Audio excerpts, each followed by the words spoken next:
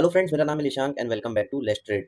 Friends, ये है हमारा एपिसोड नंबर 2 जहां पर हम अपनी एक बहुत ही powerful long term investment strategy को बैक टेस्ट कर रहे थे निफ्टी 50 के सारे स्टॉक्स पर। इसके बाद हम निफ्टी नेक्स्ट 50 पे जाएंगे, फिर निफ्टी 500 पे जाएंगे। ऐसे करते करते हम सारे इंडेक्स में जितने भी अच्छे अच्छे स्टॉक्स हैं, अच्छे या बुरे जो भी स्टॉक्स हैं उस इंडेक्स में हम सबको बैक टेस्ट करेंगे और जानेंगे कि हमारी परफॉर्मेंस, ये हमारी स्ट्रैटेजी कैसा परफॉर्म करती है सारे स्टॉक्स पे। ठीक है, हम लोग बहुत ही ज्यादा डीप में बैक टेस्टिंग करेंगे, मतलब पूरा डेटा कवर करेंगे।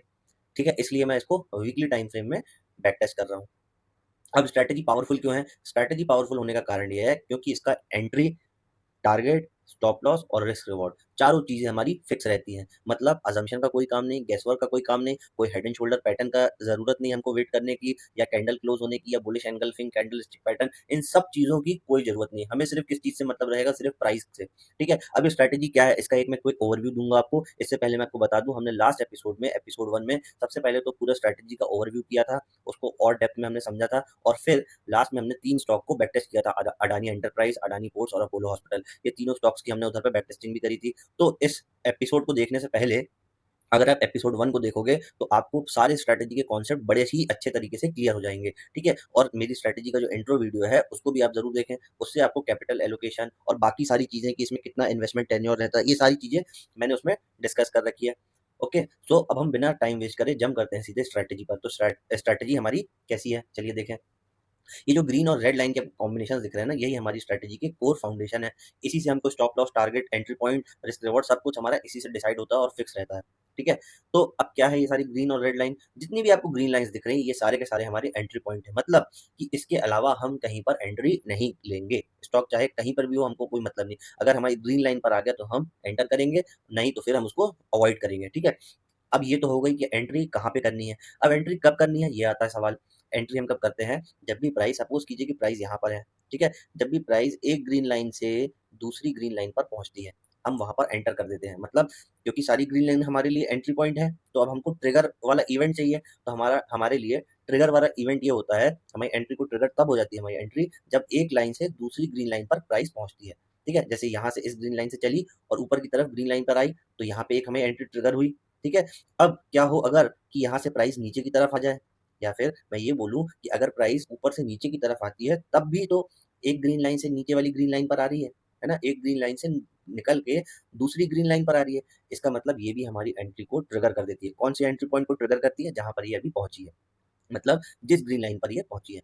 तो इस केस में हमारे लिए क्या एंट्री हो गई, चलिए देखता हूँ, मैं बताता हूँ आपको। देखो, सबसे पहले प्राइस यहाँ से चली। ठीक है, सबसे पहले तो ये इस ग्रीन लाइन पे पहुंची, तो एक ये हमारे लिए एंट्री पॉइंट बन गया। फिर चलते चलते ऊपर की तरफ गई अगर प्राइस, ये ब्लैक लाइन जो है ये प्राइस डिनोट कर रही है। ठीक है, अज्यूम करके चल रहा हूँ आपको समझाने के लिए। अब यहाँ पे पहुंची एक ग्रीन लाइन से निकल के, तो ये हमारा दूसरा एंट्री पॉइंट बन गया। अब सपोज करिए कि थोड़ा प्राइस यहीं यहीं पे चली, तो क्या बार बार ग्रीन लाइन को टच कर दी तो हम एंट्री पॉइंट मानेंगे?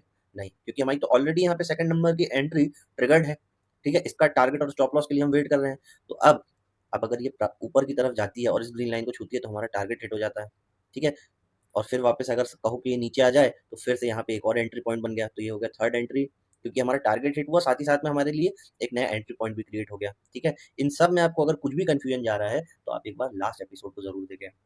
अब दो चीजें हमने डिस्कस कर ली, एंट्री कहाँ है, एंट्री कब लेनी है, अब उसका टारगेट क्या होगा। सपोज करिए कि यहाँ पे आपने एंटर करा, तो इसका टारगेट क्या होता है? इसकी ऊपर वाली नेक्स्ट ग्रीन लाइन, जिस भी ग्रीन लाइन पे आप एंटर करोगे जस्ट उसकी ऊपर वाली ग्रीन लाइन हमारा टारगेट होगी।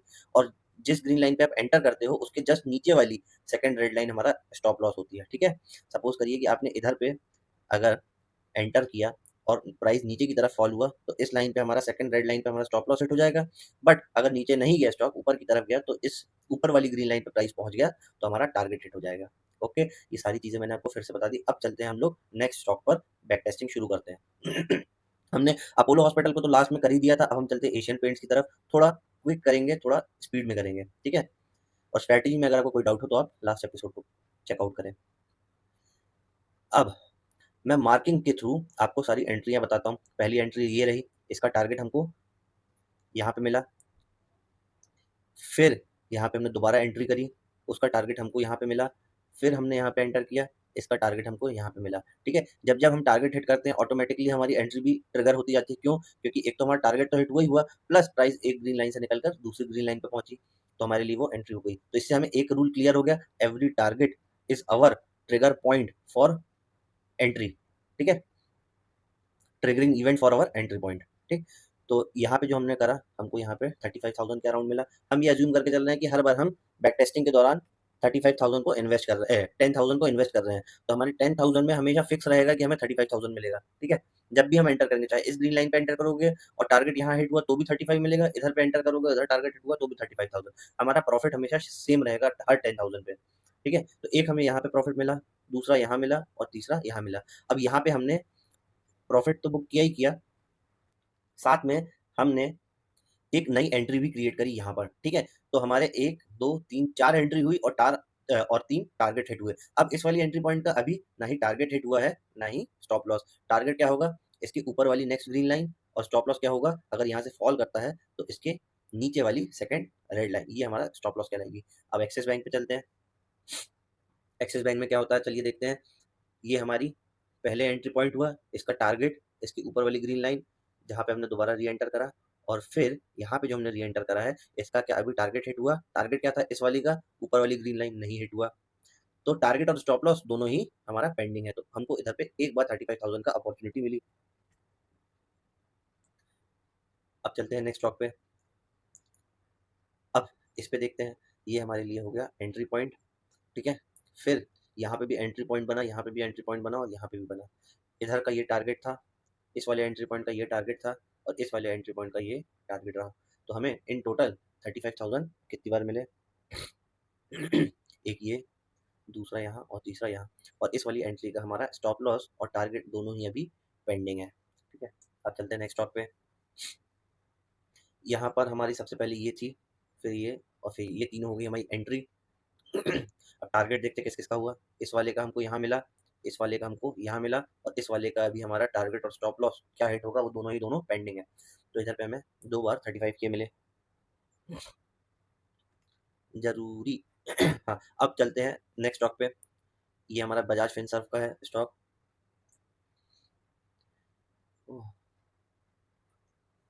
ठीक है, अब यहाँ पे एंट्री कहाँ है, एंट्री पॉइंट्स कौन कौन से हैं पहला एंट्री पॉइंट ये हुआ, कैसे प्राइस यहाँ कहीं पे ओपन हुआ, यहाँ से फॉल करते करते सबसे पहले इस ग्रीन लाइन को टच करा, तो ये हमारा एंट्री पॉइंट बना।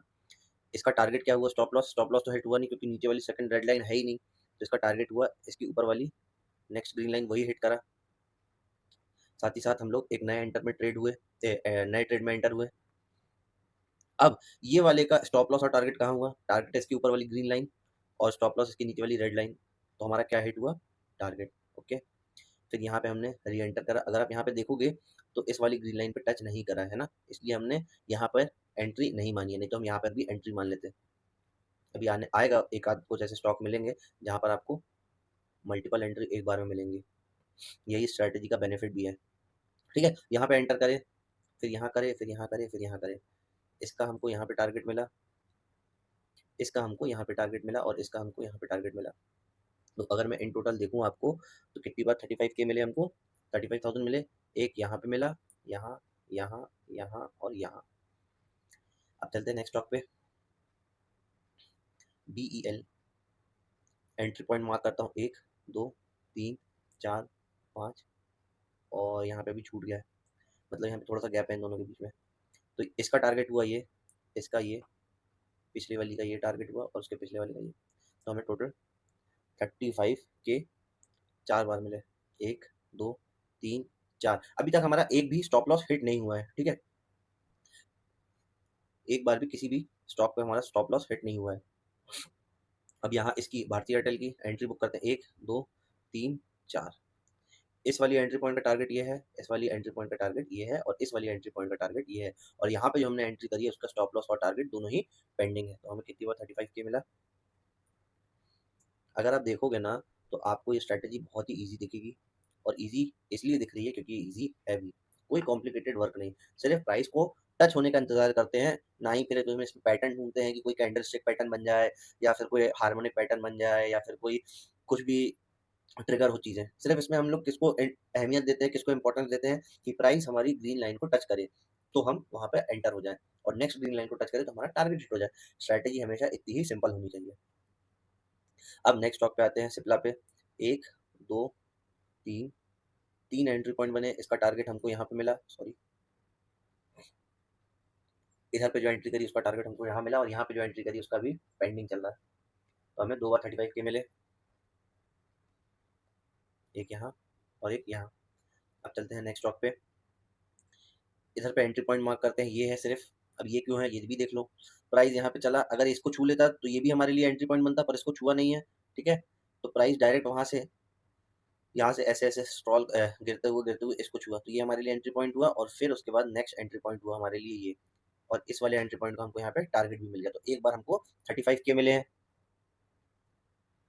अब हम चलते हैं नेक्स्ट स्टॉक पे, डॉक्टर रेड्डी पर। यहाँ पर अगर आप देखोगे तो एक ये है, ये है, ये है और ये है, 4 हमको एंट्री मिली। इसका टारगेट हमको मिला यहाँ पर, इसका मिला यहाँ पर, इसका मिला यहाँ पर। नेक्स्ट स्टॉक, इसमें हमें कितनी बार 35 के मिले, 3 बार 35 के। एक यहाँ पे मिला, फिर एक यहाँ मिला, एक यहाँ मिला, और ये वाले का भी हमारा पेंडिंग चल रहा है यहाँ पे। टारगेट और स्टॉप लॉस दोनों में से कोई भी हिट नहीं हुआ। अभी तक जितने भी हमने स्टॉक्स को बैक टेस्ट किया है, अभी तक इस एपिसोड में हमको एक बार भी कहीं पर भी स्टॉप लॉस हिट नहीं हुआ, इसलिए आपको स्टॉप लॉस देखने का मौका नहीं मिला। स्टॉप लॉस कहाँ होता है एक बार रिवाइज कर लो आप, जहाँ पर अभी हम एंटर करते हैं, जिस भी ग्रीन लाइन पर हम एंटर करते हैं उसके नीचे वाली सेकंड रेड लाइन, वही हमारा स्टॉप लॉस होती है, ठीक है। अब हम कुछ स्टॉक और बैक टेस्ट करते हैं, उसके बाद इस एपिसोड को ओवर करेंगे। अब ये हमारे लिए एक ये बना, एक ये बना, एक ये बना, एक ये बना, यहाँ पे ये सारी ब्लैक मार्किंग जितनी मैं दिखा रहा हूँ ये सारे हमारे एंट्री पॉइंट है, ठीक है। अब क्यों है कैसे है मैं भी बताता हूँ आपको। अब देखो, थोड़ा सा वाइड करता हूँ, मैं जूम इन करता हूँ। अब अगर आप देखोगे, सबसे पहला तो ये हमारा एंट्री पॉइंट था, उसका टारगेट हमने यहाँ पे हिट कर लिया जैसे प्राइस ने इस ग्रीन लाइन को छुआ। अब मैंने बोला कि यहाँ पर एक नई एंट्री भी क्रिएट हुई, क्यों, क्योंकि एक लाइन से दूसरी लाइन पर प्राइस गया। अब उसके बाद में प्राइस साथ ही साथ में यहाँ पे दोबारा नीचे भी आ गया, तो यहाँ पे हमारा दूसरा इवेंट एक और जनरेट हो गया, 2 एंट्री पॉइंट बन गए। अब हम इसको तो कैरी कर रहे हैं क्योंकि इसका स्टॉप लॉस नहीं हिट हुआ अभी तक, ना ही टारगेट, तो ये हमारी पेंडिंग एंट्री बन गई है, ठीक है। अब इस वाले का टारगेट हिट होता है इसके ऊपर, तो यहाँ पे हिट कर दिया। फिर यहाँ पे फिर से प्राइस एक ग्रीन लाइन से निकल के दूसरी ग्रीन लाइन पर आई, यहाँ पे हमने फिर से एंट्री ली है, ठीक है। तो अब हमारे पास एक तो ये पेंडिंग वाले का टारगेट बचा है, ठीक है। इसका टारगेट कहाँ है, जस्ट इसके ऊपर वाली ग्रीन लाइन पे जब प्राइस जाएगा तब। और इस वाली का जो हमने नया टारगेट नई एंट्री जो क्रिएट करी उसका भी यहीं पे। तो यहाँ पर 2 बार हमारे टारगेट हिट होंगे, है ना। मतलब अगर हम 10,000 को इन्वेस्ट करेंगे तो हमें यहाँ पर 2 बार 35,000 मिलेगा, एक यहाँ उसी जगह पर 2, एक और एक 2। क्यों, क्योंकि इसका भी हमको यहाँ पे मिला और इसका भी हमें यहाँ मिला। इसकी पेंडिंग रही तो बहुत देर बाद मिली, इधर पे जब आया तो तुरंत मिल गया। साथ ही साथ हमको यहाँ पे एक इसका मिला और एक इधर पे इसका भी मिला। एक सेकंड यहाँ पर, ठीक है। अब एक बार क्लियरिटी के साथ बताता हूँ मैं, यहाँ पे जो इन्वेस्ट किया तो उसका टारगेट हमको यहाँ पे मिला इस ग्रीन लाइन पर, फिर यहाँ पे जो हमने करा उसका हमको यहाँ पे मिला, फिर यहाँ पे जो इन्वेस्ट किया उसका हमको यहाँ पे 35,000 मिला, यहाँ पे जो इन्वेस्ट किया हमको यहाँ पे मिला, ठीक है। अब फिर यहाँ पे जो हमने इन्वेस्ट किया है उसका टारगेट हमको यहाँ मिला, फिर उसका यहाँ पे जो इन्वेस्ट किया इसका टारगेट यहाँ मिला, और यहाँ पे जो इन्वेस्टमेंट किया उसका टारगेट हमको यहाँ पे मिला, ठीक है। और अभी यहाँ वाले का अगर आप मान के चलो तो यहाँ का भी टारगेट आपको पूरा मिल जाएगा। तो आइशर मोटर में हमको इतने सारे टारगेट्स मिले हैं, ठीक है। अब चलते हैं ज़ोमैटो की तरफ। अगर इसमें कोई भी कन्फ्यूजन आती है आपको तो आप मेरे को कमेंट्स में बताइए। हालाँकि अगर आप 1-2 बार देखोगे, चेक करोगे कि मेरी एंट्री कैसी होती है, स्टॉप लॉस कैसे होता है, तो आपको सब क्लैरिटी मिल जाएगी। अब इसमें हमारी ये एंट्री पॉइंट हुआ, ना ही इसका अभी तक टारगेट हिट हुआ, ना ही स्टॉप लॉस, ठीक है। अब नेक्स्ट पे चलते हैं ग्रासिम सीमेंट्स पर, ग्रासिम इंडस्ट्रीज़ पर। ये हमारा पहला एंट्री पॉइंट, दूसरा, तीसरा और यहाँ पे चौथा। तो एक हमें 35 किया, हम डायरेक्ट लिखते हैं, 35,000 हमको यहाँ पे मिला, फिर यहाँ मिला और फिर लास्ट यहाँ पर मिला, ठीक है। अब हम इस एपिसोड को एंड करते हैं, और हमने जितने भी बैक टेस्ट करे हैं अभी तक हमको एक भी स्टॉप लॉस नहीं मिला है, ठीक है। हर वक्त हमारे टारगेट हिट्स हुए हैं, ठीक है। उसमें अब टाइम ड्यूरेशन रहता है, जैसे आप सपोज करो, इसी का एग्जांपल दूं मैं आपको, तो ये 2007 में इधर पे एंट्री मिली हमारा, हमको एंट्री यहाँ पे मिली, अब फिर टारगेट कब हिट हुआ, 2021 में, मतलब बहुत साल हो गए। पर एक चीज़ मैं आपको बताऊँ, इधर पे आपने इन्वेस्ट करा है, स्ट्रैटेजी जो है इन्वेस्टमेंट के लिए बनी है। हाँ, इसमें हम लोग स्विंग ट्रेडिंग भी कर सकते हैं और इंट्राडे के प्रोस्पेक्टिव से भी कर सकते हैं, पर उसका सेटअप अलग है। अभी ये पर्टिकुलर ये वाली सीरीज जो है सिर्फ इन्वेस्टमेंट के लिए मैंने बताई है आपको, ठीक है, क्योंकि वो एक बहुत ही इंपॉर्टेंट एरिया होता है जिसको मतलब कोई भी, मेरे को लगता है एनालिस्ट बहुत ही क्लियर कट नहीं बता पाता है। कि इन सब बोलते जरूर है कि इन्वेस्टमेंट अच्छी चीज होती है, हमें इन्वेस्टमेंट करना चाहिए, पर कहाँ पे करना है, कैसे करना है, खुद कोई नहीं सिखा पाता। इसलिए मैंने इस वीडियो को बनाया है, मेरा पर्पस यही है कि इन्वेस्टमेंट को बहुत ही ईजी वे में बताया जाए, ताकि आप एक बैक टेस्ट के साथ आपको एक कॉन्फिडेंस भी मिलेगा। जब इतने सारे हम निफ्टी के सारे स्टॉक्स की बैक टेस्टिंग कर लेंगे, तो आपको भी स्ट्रैटेजी पर कॉन्फिडेंस आएगा कि नहीं यार ये वर्कआउट तो करती है, ठीक है। अब रही बात टेन्योर की, तो इस टेन्योर में जब आपको डिविडेंड भी मिलेगा, ठीक है, अगर 35,000 मिल रहा है और टाइम लग रहा है, तो उसके साथ में आपको बाकी एडवांटेज भी तो मिल रहे हैं। जैसे डिविडेंड हो गया, अगर बोनस शेयर हुआ तो बोनस शेयर मिल सकता है, स्टॉक स्प्लिट हुए तो उसका एडवांटेज मिल सकता है, राइट इश्यूज आ गए तो उसका एडवांटेज मिल सकता है। तो आप रादर देन ये मत सोचो कि हम यार 10 साल तक में क्या होगा, बहुत लंबा समय हो जाता है ये वो। उसमें आपको एडवांटेज बहुत सारी चीज़ों के मिलते हैं, एक कंपाउंडिंग पूल बन जाता है इन सब के ज़रिए, डिविडेंड और ये सब के ज़रिए, ठीक है ना? और ऐसा क्यों कि आपको डिविडेंड मिलेगा ही मिलेगा? अगर आप देखोगे ना कि अपनी स्ट्रैटेजी बहुत ही सिंपल बताती है ना कि टारगेट जो है, एक पॉइंट से ऊपर वाले पॉइंट में जाते हो तो टारगेट मिलता है, ठीक है? तो जब आप एक बात बताओ कि जब टारगेट हिट हुआ, इसका मतलब है कि इन्वेस्टर ने ही तो इस प्राइस को ऊपर लेके गए हैं। मतलब कंपनी अच्छा परफॉर्म करी होगी। अब जब कंपनी अच्छा परफॉर्म करती है तो वो डिविडेंड भी डिस्ट्रीब्यूट करती है, अनलेस उसको कोई कैपिटल एक्सपेंडिचर ना करना पड़े, कोई नई फैक्ट्री लगानी हुई, तो फिर वो डिविडेंड ना डिस्ट्रीब्यूट करके वो वहाँ पर लगा देती है, पैसा इन्वेस्ट कर देती है, अपना री-इन्वेस्ट कर देती है, ठीक है?